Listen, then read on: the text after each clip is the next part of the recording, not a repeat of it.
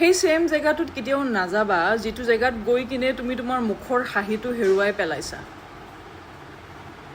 তুমি তোমাৰ মুখৰ হাঁহিটো হেৰুৱাই পেলাইছা, তুমি তোমাৰ হেপিনেছ হেৰুৱাই পেলাইছা।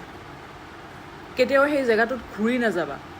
লগা হওক সেইটো তোমাৰ কোনোবা মানুহ এজনৰ লাইফত হওক বা কোনোবাৰ ঘৰত হওক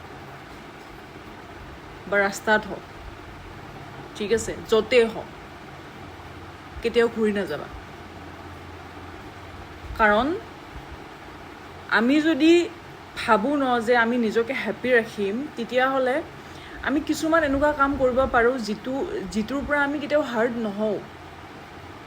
কাৰণ আমাৰ হেপিনেছটো কেতিয়া নোহোৱা হৈ যায় যেতিয়া আমি এনেকুৱা কাম কৰোঁ য'ত আমি বাৰে বাৰে হাৰ্ট হৈ থাকোঁ, আমি কষ্ট পাই থাকোঁ। তেতিয়া কি হৈ যায়, আমাৰ মুখৰ হাঁহিটো নোহোৱা হৈ যায় আৰু আমি বাৰে বাৰে হাৰ্ট হোৱাৰ কাৰণে আমাৰ হেপিনেছটো নোহোৱা হৈ যায়, ঠিক আছে। গতিকে আমি কি কৰিব লাগিব, য'ত আমি দুখ পাওঁ, য'ত আমি ইনচাল্টিং ফিল কৰোঁ, আমি সেই জেগাটোত যোৱা বন্ধ কৰি দিব লাগিব।